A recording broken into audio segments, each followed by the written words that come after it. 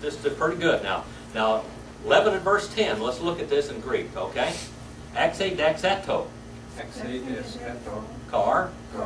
Tain. Tus. Telemeus. Ekuson.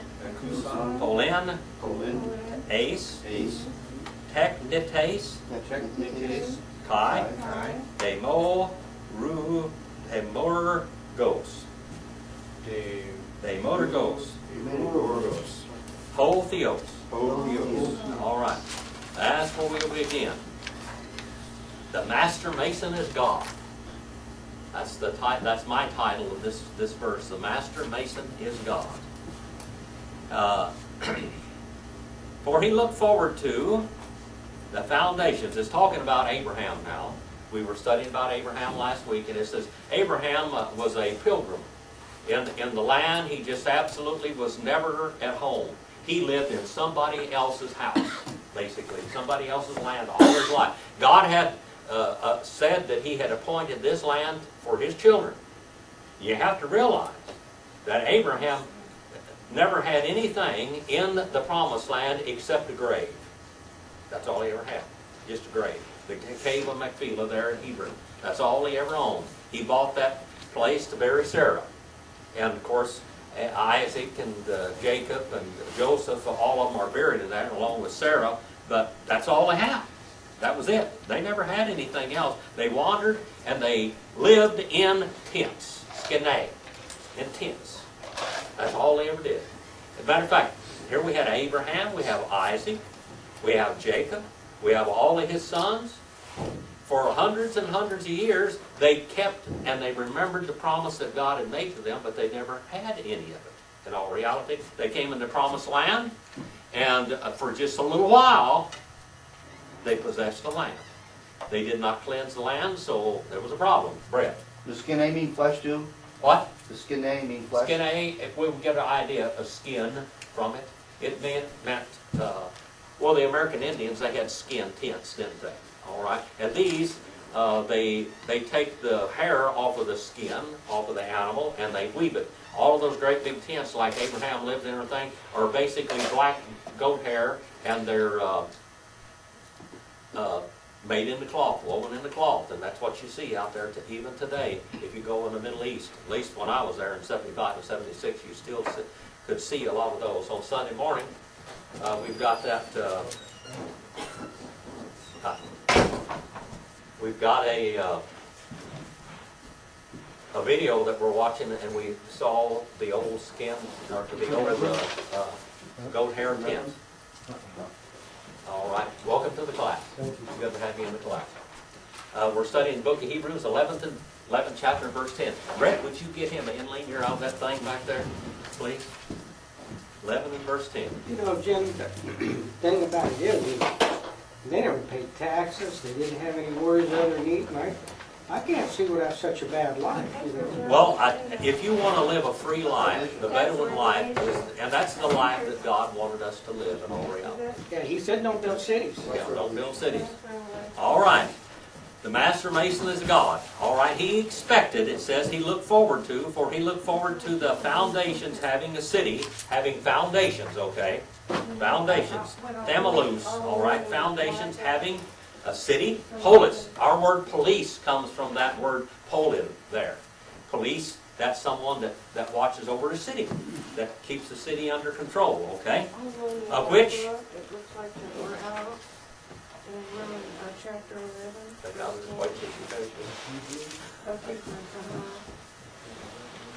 All right. This is Hebrews 11 and verse 10. And that word, have the word, look at that word, technites. Technites. Look at that word, technites. This is the word that, you know, we heard that Jesus was a carpenter for so many years. I mean, they've been saying this since the Dark Ages, that Jesus was a carpenter. Jesus was not a carpenter. Mason. Jesus was a stonemason. That's what he was. All right? And technique, our word technician comes right out of this language here, technician, techniques. All right? And it means artificer. It means designer. This word is only used a few times in the New Testament. Acts 17 and verse 29, Acts 18 and verse 3, and Acts 19 and verse 24. And it means craft, trade, craftsman, or artificer. And in the context here, it means stone mason. What do you build a house on? Foundation. You build a house on a foundation. All right? You build a house on a foundation. Marilyn, you're louder than I am on that camera. Explain to him Okay, what you're doing. I'm going to do that. Okay. Yeah. He wants to know. Okay, we're in 11 and verse 10. And what we're doing is we're reading it in Greek, and then we commented on it in English, and we'll get into it, and then I'm going to have Brett read the Amplified Bible, which is a pretty good translation of this. We look at all the words, all right? It says a technician, all right? The stonemason, basically, and framer, or this word demiergos, all right? Demiergos. That word comes from demos, and ergos, all right? Or ergo, which means a person worker, a people worker. It means a public worker, is what it literally means, all right? It's used one time in the New Testament. This is it. Very rare word. One time in the New Testament. It literally means public worker or people worker, okay? And it says Abraham was looking forward to a city whose stonemason and its planner, public worker, was God. God built that city. Okay? God did it. 11 and verse 10. Now read that in the Amplified Bible, Brett. Okay. For he was waiting expectantly and confidently, looking forward to the city which has fixed and firm foundations, whose architect and builder is God. All right. Now that word expectingly, it means to wait anxiously. All right? Ek edeketo. All right? That's third person singular, imperfect, indicative middle. How long did Abraham keep waiting? It's in perfect tense. Continuous action in perfect tense. Indicative and middle voice. He kept waiting and looking for, expecting that city, that's builder and maker and framer was God himself. All right? He never had it in his time. He lived in tents. Okay? 11 and verse 11. 11 and verse 11. Piste, Piste, Kai, Kai, Alte, Alte, Sarah. Sarah, All right? Stera, Stera, Dinamin, Dinaman, Ace, Ace, Katabalain, Katabalene, Spermatos, Spermatos, Ilaben, Ilaven, Kai, Kai, Para, Para, Cairo, Cairo, Elikios, Elikia, Epe, Epe, Piston, Piston, Hegesato, Ege, Sato, Ton, Ton, Epangalamino. Epangalamino. All right, Epangalamino. That's the word gospel there. The Latin is pretty good in this verse. In Greek also.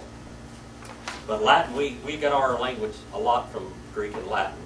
Almost all our medical terms come from Greek. Latin, we get a lot of legal terms from Latin. So we know that. Legal terms. In faith is what it literally says here. It's submerged in faith, even herself, Sarah. Submerged in faith. In faith. That's locative. All right? In faith. Locative singular. In faith. Submerged in faith. We have the idea that she was in faith. It says by faith in King James and other ones, but actually it's submerged in faith. Sarah. What does Sarah mean? Princess. It means Jehovah is prince or princess. All right? And then it says the word stera. Stera. Stera. Stera. What do you think? What English word do you think comes from stera? Star? Huh? Star? All right. Or 11, stera? verse 11. It says here, Fide ipsa sara sterilis. Sterilized. Sterilized. Sterile. She was sterile. That's the word sterile. Sterilis. Deus. Fide ipsa sara. Sterilis. Virtually, she was sterile. She couldn't have any children. All right? She was old, wasn't she? Yeah. Beyond the days of having children. Is in faith herself, Sarah, even though she was sterile, it says dynamis. Dynamin there. Dynamis, where we get the word dynamite from. Dynamite. Anybody ever fool around with dynamite, a little dynamite caps or anything? You ever fool around with dynamite a little bit, Bill? Pretty powerful stuff. All right? That's where we get the word dynamite. It's right from this word dynamis. Dynamin here. Ace katabalain. It says barren. She had power, and then we have the word ace there. That is a Greek preposition. If you want to put down page 119 on that, you can look that up in the Analytical Greek Lexicon on page 119. The idea of the grammatical idea of ace is extension or limitation of thought or verbal action. Okay. In faith, even herself, Sarah, even though she was sterile, for in power. All right? The word katabale, that means to catch. It means to throw down and hold. All right? The idea is to have and to keep. All right? I'm sure that Abraham and Sarah many, many times had tried to conceive a child, but it didn't happen. She wasn't able to keep the seed. She wasn't able to. She was beyond having a child. She was sterile. And then it says the word, she could not hold down or keep spermatos. We get a word sperm from that word. Spermatos, seed. All right? That's where it comes from.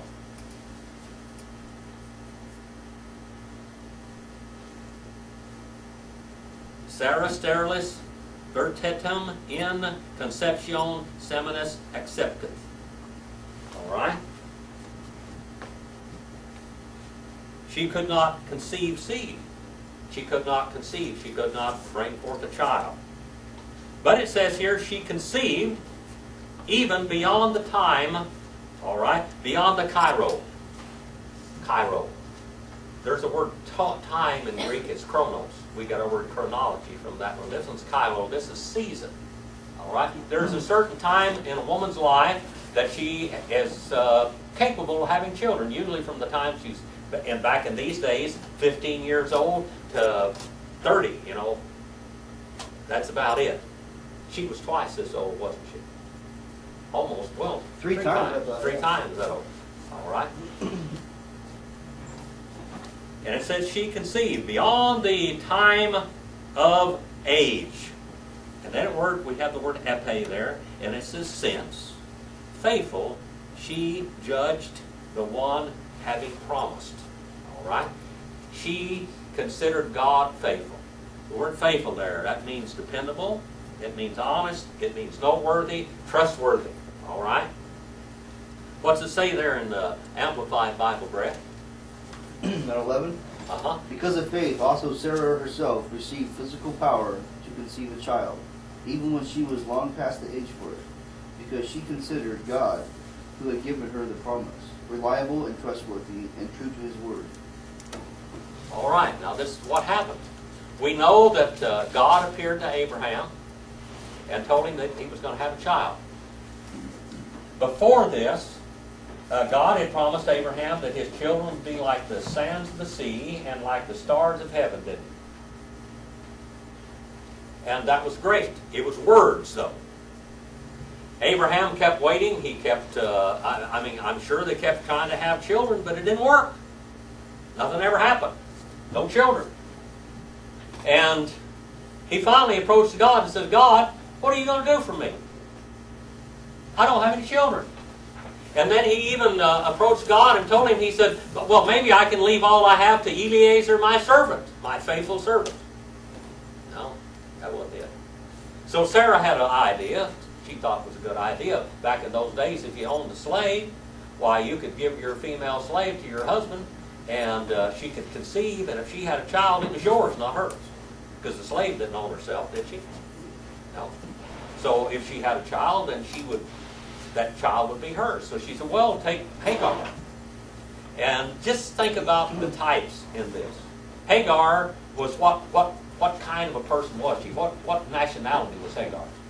She was Egypt, What? Egyptian. Egyptian. All right. In the Bible, Egypt is always the type of what? Type of the world. Type of the world. Okay. Well, now, what happened here is these two people of faith trusted in the world to get them what they needed instead of the Lord. Okay? And then later on, after he had this child, Ishmael, all right, I got a child. And when God said, you're going to have a child, he said, told Abraham, you're going to have a child. He said, oh, I have one. Took care of it. I got a child now. I have a child. I don't need one. But you're going to have a child with Sarah. And Sarah heard, and what did she do? She laughed. All right. So God said, okay, you laughed, Sarah laughed, Abraham laughed, Sarah laughed. You know what the name of that child's going to be? Laughter. His name means laughter, because you laughed. So that's what you're going to get. You're going to get a child. You laughed at me, so here comes a child. He's going to be named Laughter. Well, she had the child. She conceived. She had got the child. That child was miraculous. It was a miraculous birth. You know, back over here, back in ancient times, back over here before the flood, how many children can a woman have? How many children is a woman capable of having? Scientifically, medically, how many? I thought it was 10. 1,000. A 1,000? woman can have, she has 1,000 ovaries. I mean, she has 1,000 eggs in her ovary. All right? We're getting older. Women could have children for hundreds of years to begin with, but after the flood, the whole climate of the earth changed. Mankind's lives greatly shortened. Okay? Well, now over here where we live, of course, he's still right over here at this period of time, right here. There's Abraham. But she's beyond having a child. Why, Eve was probably having kids when she was 900 years old. But she wasn't. Everything had changed. Now, when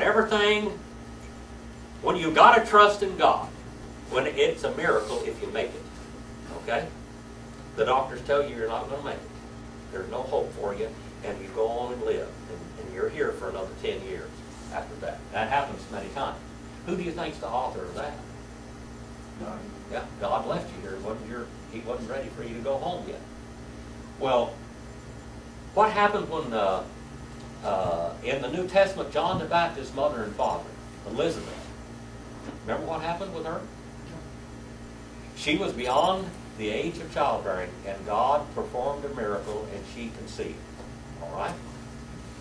That was a miracle birth. There have been a lot of miracle births in the Bible. How about in the Old Testament? Were there any miracle births like that? Ever? Any miracle births in the Old Testament? Better be. Huh? Yeah. Sure there were. Just go back in the time of Judges. Hey, no, not Noah. Huh? Not Noah. His children? Huh? Was it his children? It was a woman in the Old Testament was praying to God that she would have a child. She said, I will give you, Yeah, give it to him. I will give that child to you. Yeah. All right? And she conceived and had this child, and she gave that child, all right, to the Lord. There was another one.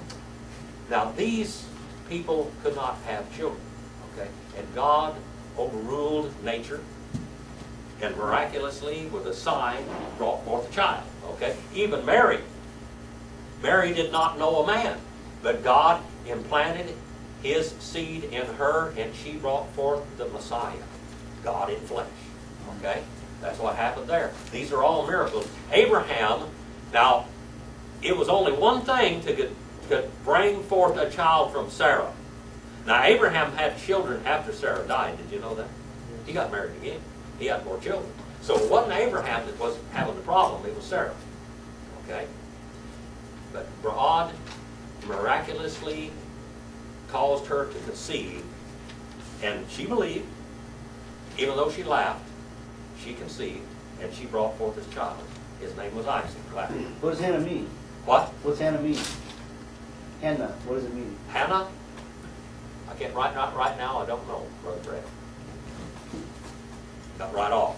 All right. 11 verse 12. This looks just like English, doesn't it? Dio. And the next word looks just like English. Kai. And oth, henos, egg, again, Nathasam. N-A-N-A-N-A-S-A. Kai, Kai. Tauta, Alta. Nan, Kro, Mino, Nancromenon. Kathos, Kathos. Ta, Ta. Astra, Astra.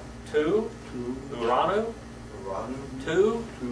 Plethe, Plethe. Kai, Kai. Hos, Hos. He, He. Amos, Amos. He, He. Para, Para. To, To. Kalos, Kalos. Tes, Tes. Thalasses, Thalasses. He, He. Anarithmetos. Anarithmetos. Anarithmetos. All right, let's go back and look at this verse now and see what in the world it said. Wherefore, dia. All right, that comes from dia and ha. You can look that one up on page 102 in the Analytical Greek Lexicon if you want to. Indeed, kai is, you can look that one up on page 208, kai. Kai is a conjunction. It's a cumulative particle. It's a particle of affirmation sometimes. It's used differently in different ways. Right here, it means a particle of affirmation. Okay? Wherefore, indeed, from one it became. All right? From one it became. That word became there is the word genomai, is the root of it. Its first aorist in indicative passive. Third person plural. All right? They became. All right? Became. And that, having died, just as the stars of the heaven, all right? In Greek here it says, and it came to pass, Sarah being as good as dead. All right? Sarah being as good as dead. Having died. As good as having died. Okay? As good as having died, or just as having died. Do you think that medically, scientifically, do you think Sarah could have brought forth a child at 90 years old? Do you think any 90-year-old women today? Yeah, you said if it happened, they could have 1,000 babies. Yeah, but that's in the millennium. That's before Noah. You know, my great-great-great-grandmother had children until she was almost 60 years old. That's very unusual. Her name was Elatika. She was a Chickasaw Indian. She got married when she was almost 50 years old to Smith Paul, my great-great-great-grandfather. And she was born in 1797. And the first child she had with him was Smith Paul. She had in 1848. So how old was she when she had that child? 51 years old. That was Sam Paul. He was the real Rooster Cogburn, you know, and True Grit and all that stuff. Sam Paul, well, that was my great-grandfather. He was the real Rooster Cogburn. He was the one that they patterned all those stories after. He was a marshal in Indian Territory. Okay? And he had another brother and a sister after that. She had 2 more children. But how often do you hear some woman having children when she's almost 60 years old? One just had their day and died. Like a month ago. She's Not Sarah's very often. mother. But now Sarah brought forth this child. God rejuvenated her just like she was 20 years old. A miracle. All right? And she brought forth this child. And said that she was as good as dead, just as good as dead. The first part of that verse there in that Amplified Bible, read just the first part of the verse. So 13? Yeah, 12. So from one man, though he was physically as good as dead, Yeah. there have sprung descendants whose number as the star of the heavens, and countless as the innumerable sands on the seashore. Okay. All right. She was just as good as dead. He was just as good as dead. But God brought forth a child out of them. Not only a child, but there's going to be a lot of children. Abraham is the father of a multitude. His name was Abram. Okay? Abram. That was his name originally, Abram. Exalted Father. What? Is it Exalted Father? Or Exalted Father. All right, Abram. Abram. Isn't it? Something like this. Abram. All right? It means exalted Father.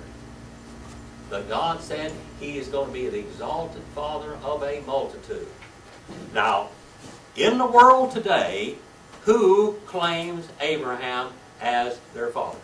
Jews. Huh? The Muslims, All the Jews, the Muslims, all the Muslims, all the Christians. all the Arabs, Yeah. all of those people. Now, is he a father of a multitude? It says like the Astra, the Astra.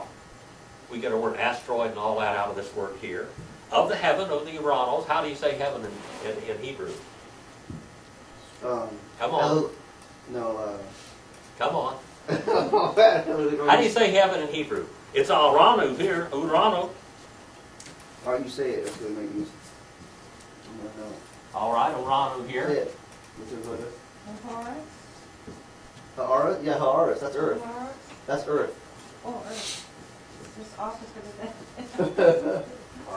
There it is in Hebrew. What is it? Ha-shi-mayim. Hashimayim. Hashimayim. That's Hashimayim. right. I remember. All right, now Hashimayim, that's what, it means heavens, all right?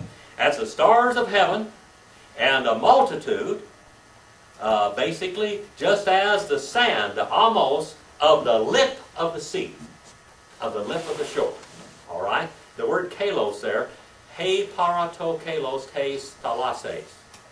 Just like this, can you number the sand crystals on the side of Morro Bay? Maybe, but it take a long time. If you got 1 square inch, you might be able to do it if you had a long time. How about all of the whole lip of the sea? It's impossible. How many children does Abraham have? I did my DNA here a few months ago.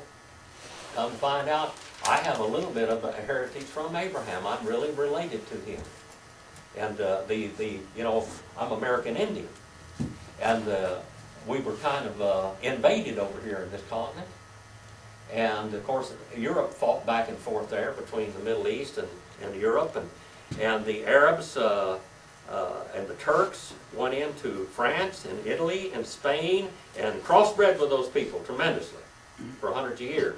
Well, when the Vikings came over here to America, by the way, Christopher Columbus didn't discover America. The Vikings were here We long know before that. too. You know that America is the only nation in the world that says that Christopher Columbus discovered America? All the rest of them know This is the for Vikings good- did, This is for good okay? writing. I, mean, Huh? I think He his was the name first one that got notoriety for it. Pittsburgh beat Columbus here, if I I remember think it was just right. like a notoriety thing. Like it was just. Anyway, we had the Vikings. You can trace in the American Indian, you can trace the Viking, the Swedish, and the Polish, and what's all that, Scandinavian, all that blood in there. You can see a little of it. And then when the Italians came here, you can see the Italian blood into the Indian nations. But in the Italian blood, there's Arab blood. Yep. That's when the Indians In started the eating French, spaghetti. there is Arab blood. All right? In the Spanish, there's a lot of Arab blood. All right? So there I go back. Yeah, you go Because they like, came over here and, You're Chinese, man. well, yeah, I am. Indians are Oriental. That's an absolute fact. That's my slanted eye. You look at my dog, well, you got slanted eyes. We're Oriental, but we do have some of that Arab blood in us. How many people today on this earth, today, are related to Abraham directly? Practically everybody. A whole lot of people. Probably All over the earth, a multitude, just like the sand by the lip of the sea. And then it says, hey, anarith metos. Anarith metos. What do you think that word? Do we have a word in English that comes from that word? What do you think about that? Mantles. Mantle? I don't know. Arithmetic. Mantos? Arithmetic. That's what our word arithmetic comes from, that word arithmetos. That's the root of it, arithmetos, all right? Arithmetos, uncalculatable. Just think about it. How in the world could you calculate the number of children Abraham has had? And he started off with this old woman and this Egyptian slave. And then, of course, he had some other children. 11 and verse 13 now, 11 and verse 13. Kata piston. 13? Yeah, kata piston. Caught off piston. Apethanu. Now, if you say this with us here, you'll be able to read Greek before long. It looks a lot like English anyway. Apethanu, Python, Haputoi, Tutoi, Pontes, Lates, Me, Me, Labontes, Labontes, Tas, Tas, Apongalios, Apangalios, Allah, Allah, Poruthen, Oruthin, Altas, Altas, Idontes, Edontes, Kai, Kai, Aspasamanui, Aspa, Samanui, Kai. Kai, See, Kai is a good one. That's easy. Homologe Santes. Homologe Santes. Homologe Santes, That's the same. Hote. Hote, Zenoe. Zenoi, Kai. Kai. Kai, Parapedemoi. Para, Pedemoi, Essen. Essen, Epi. Epi, Taste gaze. Tastes, All right. I try to read that slowly for you. What was that last part? Is that edit, earth, or? Epi. Epi? Epi. Epi taste gaze. Upon the land. All right, that's what it means. Epi taste gaze. Upon the land. Matter of fact, I'm going to tell you a little story, just short. Well, why don't they say Epi Taste Gar? Well, epi taste gaze of the land, upon of the land. Okay? Gar is, that's a conjunction or casual particle. Page 1190 and page 75. 1190 in ATR, page 75 in the Analytical Greek Lexicon. Yeah, I was Okay? gonna That's ask, gar. This is gay. Oh, it says earth. Gay in is my- the earth. It says All earth right? in my, oh, it's gay. Uh-huh. Well, That's the okay. earth. So Ha'aris is that Hebrew? Oh. That's Haaretz right there in Hebrew, all right? Haaretz. All right, Haaretz is the earth, okay? The earth in Hebrew. All right, let's look at these words. According to faith, locked in faith, he died. In faith, Abraham died. You know, Well, wait a minute, just fix and tell us an illustration, story. he got me off on a different story. I'm sorry, Jim, I'm sorry. I forgot my illustration. Oh yes, let me tell you that. Epitase gaze. Let's go back to epitase gaze. They found an ancient piece of the Gospel Mark in the Dead Sea Scrolls, among the Dead Sea Scrolls. The oldest. Now, when did those Essenes or the Qumranians, whatever you want to call them, they go back to about 300, 400, 500, 600 BC. But when was the cutoff point for those dudes? All right? The Essenes. When was the cutoff point? The people that wrote the Dead Sea Scrolls. Okay? When did they cease to exist? I don't know, 700? The revolt, The flood? 70 AD. the Jewish revolt. 70 AD. The Roman armies went in there and wiped all them out. These were, This is the they exile? were separated from what? This is the part of the exile? What? No, they just destroyed them. When they destroyed Jerusalem, when they went in and wiped out Jerusalem and Masada and all these areas, they wiped the Essenes out also. That was AD 70. So all of the writings that we have at the Dead Sea, at the Qumran caves, is before AD 70. Now the Gospel of Mark is one of the oldest Gospels and the oldest books in the New Testament. Okay? And they found a piece of this Gospel of Mark. They had changed the wording in it because after the Caesars came in there, later on, they changed the wording to say beyond or behind the sea because they had to describe the place that Mark was describing by the Sea of Galilee. And the earliest manuscripts they had, it said epitase gaze, upon the land. And that's the exact term. And they know that this manuscript goes back before AD 70 because that's when it changed. So this manuscript was one of the oldest pieces of manuscript of Mark there is, and it was between AD 60 and AD 70, all right, when it was written there. And they found it at the Dead Sea. How many of you have ever been over in the Middle East? Any of you? Never been Middle there, East? Jim. Have you been I'm over real there? happy here in America. I'm going someday. All I right. know how bad they want to come over here, but we don't want to go to their side. Well, I was over there on the Arctic. When I was going to college, I went over there in 1975 and 76. I was reading ancient digs. All right. When I went over there, we were doing archaeological studies, going into details and everything. And that was one of the things I found out while I was over there. All right, according to faith, he died. These promises, all not having received the promises, but from afar, having seen them. Okay, but having seen them from afar. How did Abraham see the promises fulfilled? How did Abraham see the promises fulfilled when they weren't fulfilled? Well, that's an interesting question. Because he believed God. He trusted God. Simple as that. Like Noah. He trusted God. He knew that someday, when are these promises going to be fulfilled? Future. Right there. Right there. In the millennium. When are we going to get the Middle East straightened out? When they invade Israel. When the Lord does it. Huh. That's when they invade Israel, remember? And everything they have goes to, all their money goes away. They're going to invade Israel, aren't they? And then all their money goes away? They're going to be financially cursed? We're going to have a one world government and all this kind of stuff. All the Western nations are going to be behind the Antichrist. All this, I mean, that's what's going to happen. But Abraham saw this afar off. He saw this kingdom over here. He believed that God someday would do that. That never really happened back over here, totally. Solomon and David were the greatest kings of Israel, but still they hadn't totally taken all the land that they were supposed to get, and all the tribes weren't where they were supposed to be, were they? All right? But he knows that this land is going to be his, and God's going to give it to him. In a millennial reign, Israel will serve with the Lord the way they're supposed to, finally. And they will have the land. From afar, having seen. And then it says, having greeted, having confessed that strangers, all right, strangers, they know it. Strangers, that means someone that lives in somebody else's land. And that's all Abraham ever did, lived in somebody else's land.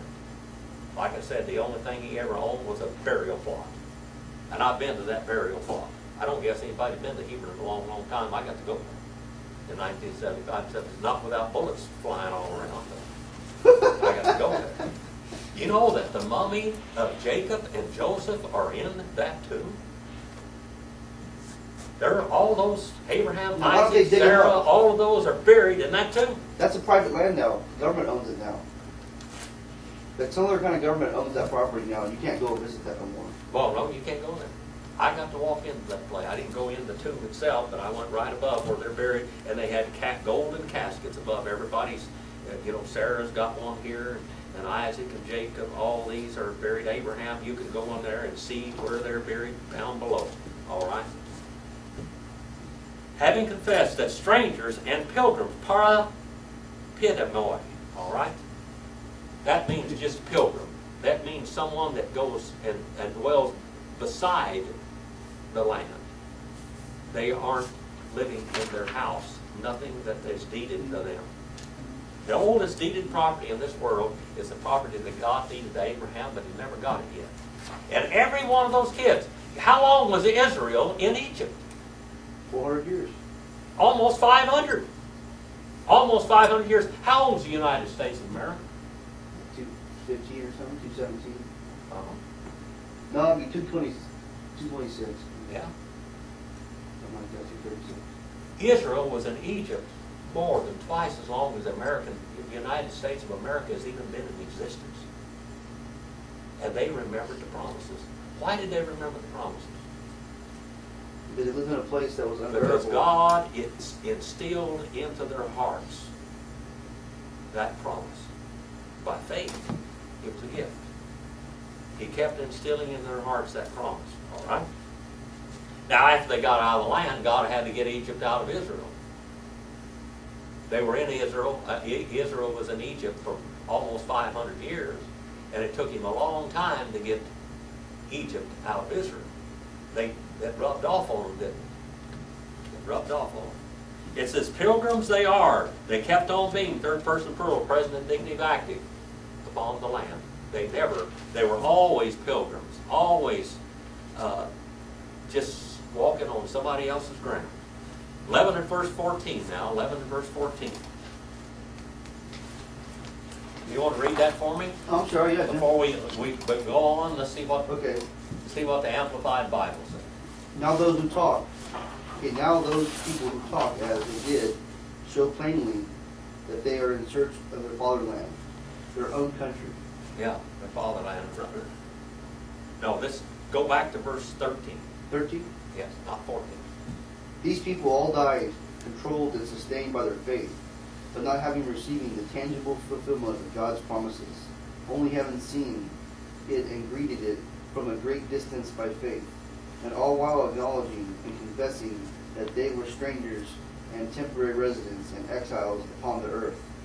All right, they were temporary residents in exile upon the earth all the time, but they believed the promises of God by faith.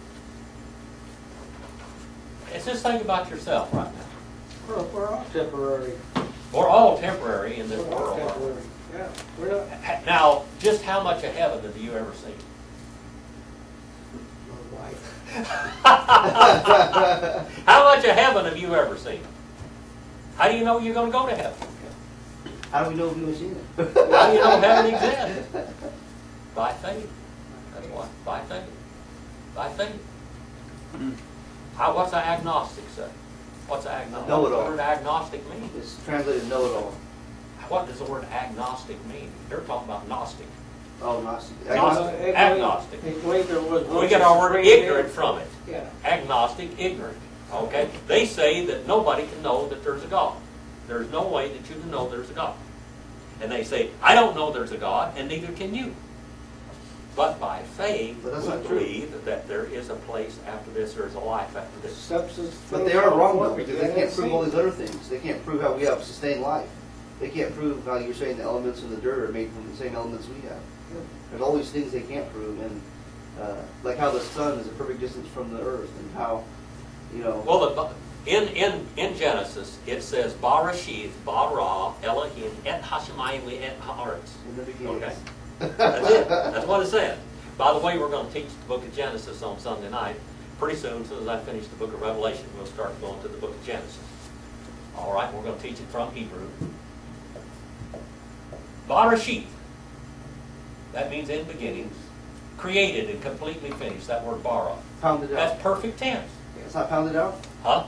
Pounded out? Yeah. It means that he completely finished.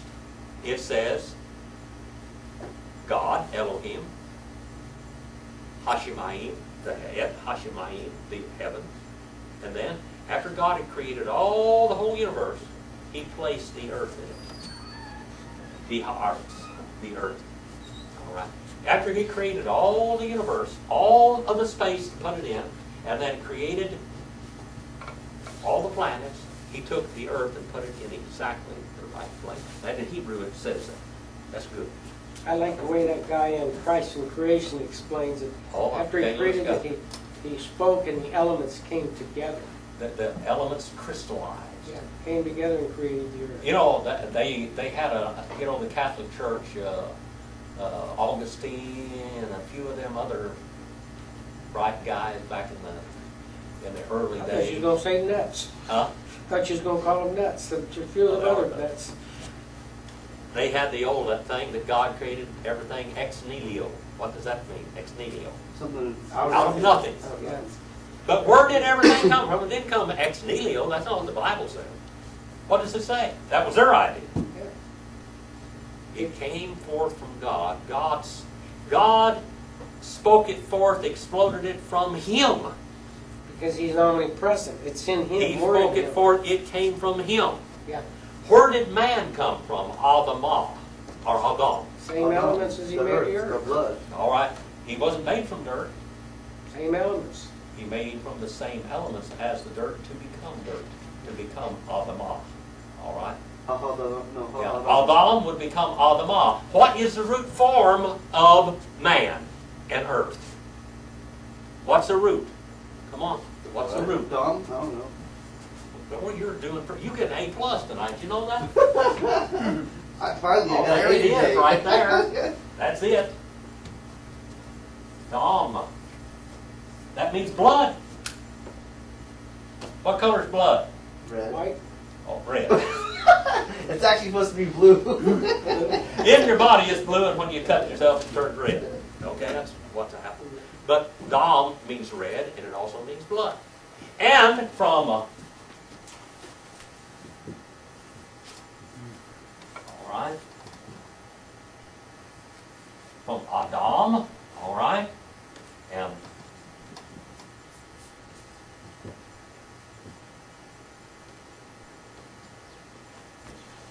Adamah, we see that word dom in the middle of it.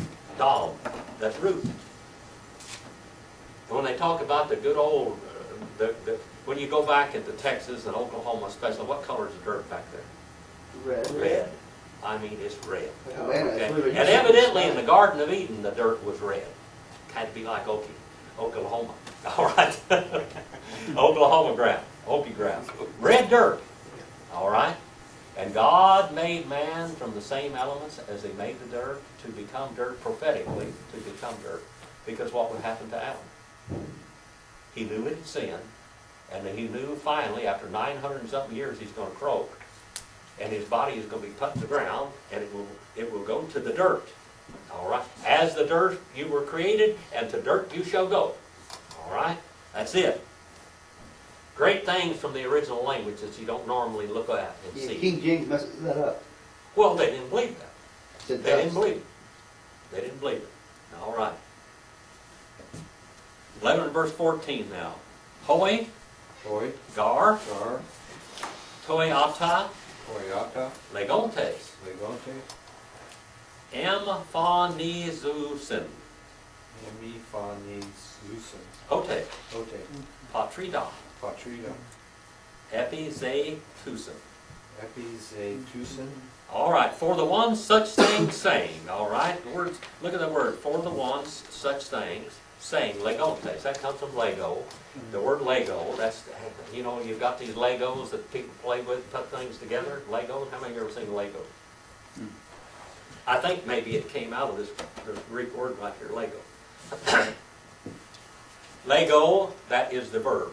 Logo is the noun. Logo means word, and Lego means speak. But it means more than that. Lego, it has the idea of a bird out in a pasture, or in the field, or in the yard, picking out pieces of morsels, dainty morsels that he wants to eat. And every now and then he picks up a piece of grain or of sand or something that helps him to digest, because the sand is the bird's teeth. All right? That's why you have to have a little bit of grit.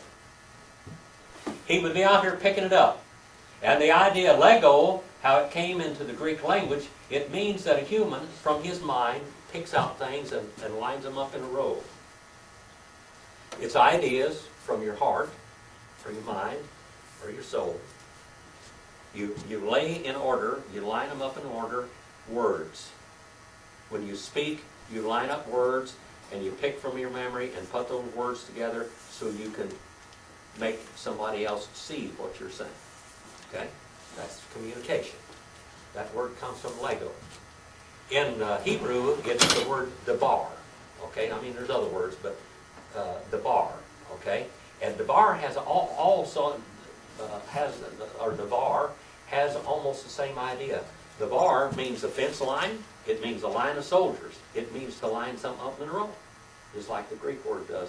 It means to pick things out, pick words out, and line them up so you can understand. What's that in Greek? Ortho or What? What's that in Greek? Ortho something? Lego. Well, what's ortho mean? That's Ortho means straight. Oh, okay. Yeah, ortho means straight. All right? For such things saying, and made manifest. To make manifest. The fatherland. Fatherland. Fatherland. All right? Fatherland. Patrida. That comes from You could almost say, Jim, that for those who believe such things, declare. uh-huh. I mean, Our word almost patria, patrera, the word padre comes from this word. Father. Padre is a father. The word, Patria is land. what's that? Patria is Latin. Yeah, familia. Yeah. Pater, father. Father, that's Latin. That's Latin. Pater familia, father of the family. The fatherland is what we're talking about here. The fatherland. What was a fatherland? That's the homeland. That's your old, where you came from. That a fatherland, they seek, they zealously seek Look at the word epizetusin. Epi, when you put epi on the front of a word in Greek, it means you compound it. Epigenosko. Epigenosko. That means you fully understand something. Gnosko, we get our word knowledge out of that word gnosko. Okay? Epigenosko. And it says the fatherland they zealously seek. The word zealous in English comes right straight from this word. It comes from zetio or zelos.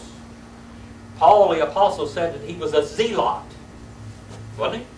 A zealot of the Pharisees. One that was very zealous. A zealot of the Pharisees. Are you catching some of this stuff as it wanders by? Brother Brett. I caught it. Got it. See, you did pretty good He had tonight. his hand up high a few times, but I Yeah. see him running backwards. But He only got me off the beam one time tonight. Got where I was going. If it wasn't for Bill, I'd have left it. You guys have to keep me on the ball here. All right, 11 and 15, and we're going to go. I'm going to turn you loose on the world. Okay? Can we read it or what? Kaimen ekenes. Was that too fast? All right. Kaimen. That sounds like amen, doesn't it? Ekenes. Em ne mo neon.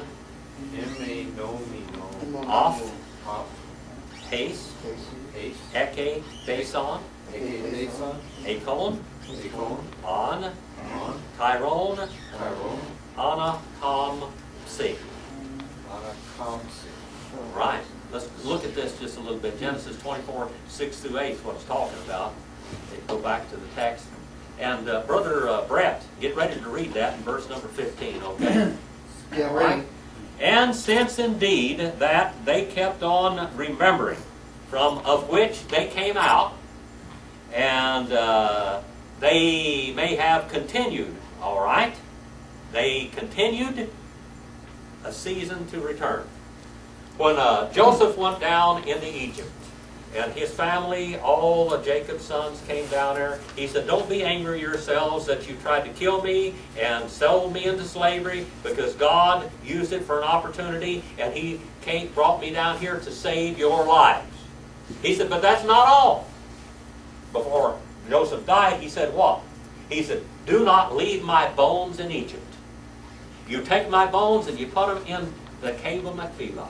Go back into the promised land and leave my bones there, because many years from now, you're going to be rescued by God, and we're going to be taken out of here and brought back into the promised land. But you'll become a great, mighty nation. and he didn't Why, do that. back in Noah's day, way back over here, in Noah's day, right here, when God set up the whole government under Noah, he told Noah, after Cain had sinned, remember? Not Cain, but Ham had sinned. He cursed his son Canaan, which would be the father of the Canaanites. And he told them they would go down there and they would have, and he said that they were going to go in and possess the land. That was a prophecy, that these descendants of Canaan would be a wicked bunch. And boy, were they. They were a wicked, godless, well, they weren't totally godless, they had many gods. Lots, too many gods, okay? But they would be a godless bunch, and they would go in and possess the land, that they would be a servant of servants. All right. Servant of servants.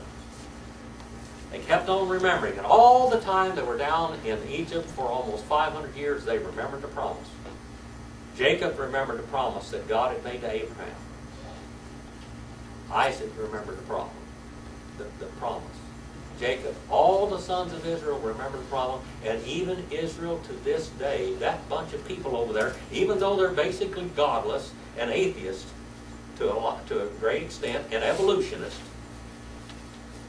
we're going to see that as we study the book of Genesis. I'm going to read you what the Hebrews, how they translate their own Bible. All right?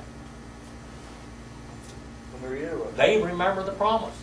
They have got a lot of things wrong, but they remembered the promise. Yes, Greg, read that. Okay. 15. 15. If they had been thinking with parentheses homesick, remembrance of the country from whence they were immigrants, they would have found constant opportunity to return to it. All right. They kept on remembering, and they kept on continuing to have a season, an opportunity to return. Next week, we're gonna start 11 and verse 16. Good lesson, Jim. Thank you. You know, I can't help but think of Sarah being beautiful and the woman that she was, 90 years old, and giving Jacob and Abraham her handmaiden, that not wanting to be jealous. I would imagine that handmaiden was Now, probably as ugly as a what pig. made Sarah, does anybody know what made, the young man, do you know what made Sarah so beautiful? No, God. I don't either. But evidently, she was a beautiful woman. Oh, yeah. All right. Now, they had different ideas of what beauty was. I remember when I went over there in the Middle East, you know what those Arabs thought beauty was? A woman that was beautiful? One of all, if they had blue or gray eyes, that was really neat. Okay? But they had to be fat. They had to be pretty plump. The fatter they were, the more beautiful they They were. could have children. Maybe she had blue eyes and was fat. I don't know. I don't know. I just figured the handmaiden she gave, what's her name, so she wouldn't be jealous, was ugly as a pig. That's my personal thoughts. I know if Joanne gave me one, it's going to be ugly. Young man, what is your name? Charles Moore. Charles Moore. Well, it's good to have you in the class. Thank you, sir. Good to have you here. Hope you come back. And Armando, did you learn anything tonight? Now, I teach Greek by induction. I tell you the grammatical rules and stuff as we go along, and Brother David's been in my class for a long time. He just keeps on sticking in there. He's a diehard. And Brother Bill's been in my class for a long time. And Brett, you've been here a couple of years now, or a year or so. About 2 years, yeah. And if you like this, if you come Sunday morning, it's even better. Don't let what he's saying scare you because he's talking over your head. It took me about 3 years to start catching up slowly before I started gaining ground on him. To where now, when he speaks, I know what he's talking about. But, you know, when he's talking and telling you things, it's graduate work. So don't let that scare you. Come, and if you really want a good Sunday school class, come here Sunday morning at 9:15. And 9:30 now. 9:30, and you're really going to learn something. We teach, I'm teaching the Bible in 8 ages. We're studying the Bible lands right now from a video on Sunday morning. But I teach Greek and Hebrew by induction. You just get exposed to it a lot. Pretty soon you don't know how you learned it, but you know it. I know that's pretty cool. Marilyn, one time, I told Marilyn years ago, about 10 years ago, I told her, I said, if you come to the classes and just listen to the class, I said, pretty soon, in about 3 years, you're going to be able to just pick up a Greek Bible and read it, and you won't know how you learned it. She never studied one bit of Greek at home, did you? I didn't have. Never. Not a bit. We got to the class about 3 years later. One time she opened up the Bible. She said, I can read this. Let me read this Greek. She didn't know how she learned it. It just, she was exposed to it by exposure, by induction. So if you hang around and you just learn Greek, you'll learn. The Greek looks so much like English. And I'm going to tell you something, this Hebrew business, that's upside down and backwards. But it's hard. I learned that one. Because it's so foreign to us. Have you studied any languages at all? No. Okay. Anyway, I have a doctorate of Bible languages and a doctorate of theology and a double doctorate. And I have done a lot of writing. We have a website called discovertheword.com. If you want to go to that in a computer, both of you, it's discovertheword.com. Oh. These classes go all over the world. Sometimes there are over 100,000 to 150,000 hits a month. The main So thing, when you take place and take part in the class, they're going to hear you out all over the world. Do you have a class on your website too? What? Do you have a class on the website too? All these classes go out on the website. Sunday And morning too. I've written about 100 books, and those books are out there.